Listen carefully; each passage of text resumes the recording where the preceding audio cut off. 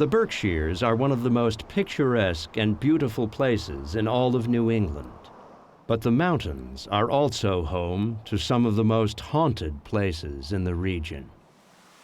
The Hoosac Tunnel runs through the Berkshire Mountains from the town of Florida to North Adams, Massachusetts.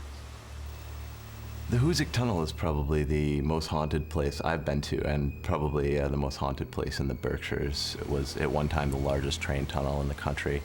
The Hoosac Tunnel was the original big dig. Grossly over budget, took way too long, and people died. A lot of people died during the construction.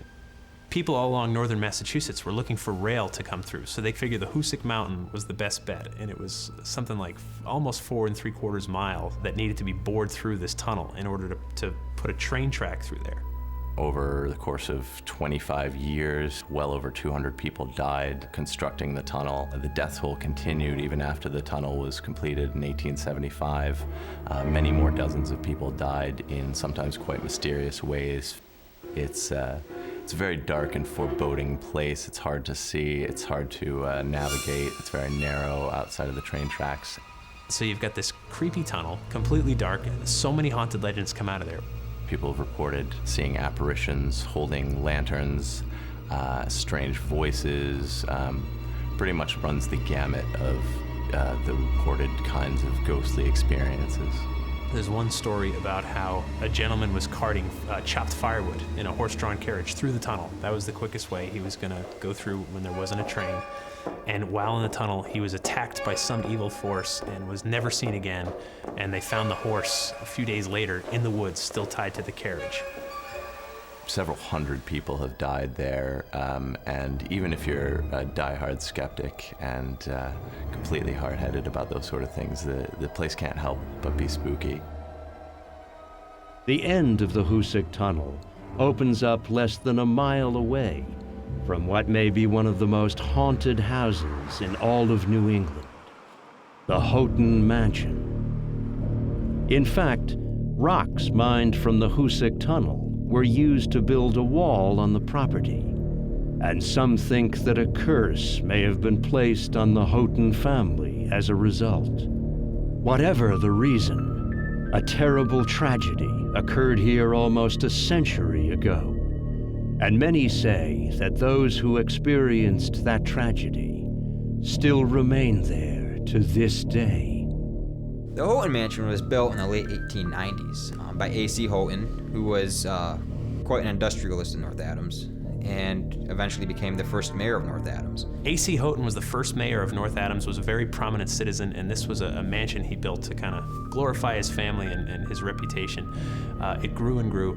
Tragically, Houghton was on a drive up to Vermont with his daughter and with some family friends when the car went off the side of the road. It hit a soft bank and just rolled over, killed his daughter, and killed one of the other passengers. The driver of the car, John Witters, later killed himself in the attached horse barn here after the accident out of guilt and sadness.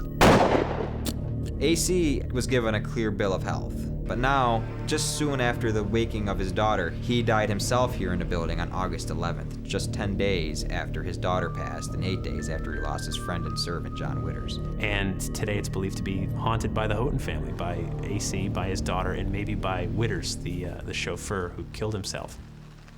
We also have a strange, smaller spirit, which some people say is a little girl who somehow resides in the basement. We don't really know where she came from or how she's attached to the house.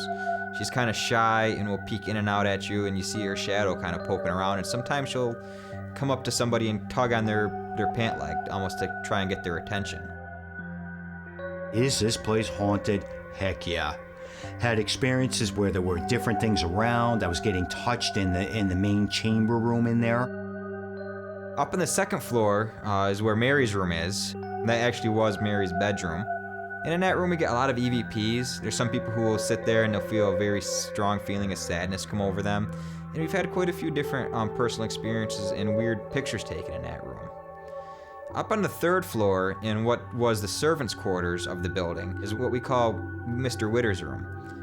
I don't even know if that was ever John Witters' room himself, but we feel that maybe he's up there hanging out now. We get a lot of weird activity happening up there. We've had some great pictures taken in that room where we almost can see a spirit looking out the window.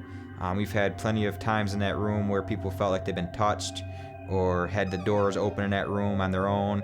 And I myself have seen a large silhouette of a man appear across the room on me and stand there and kind of stare at me once.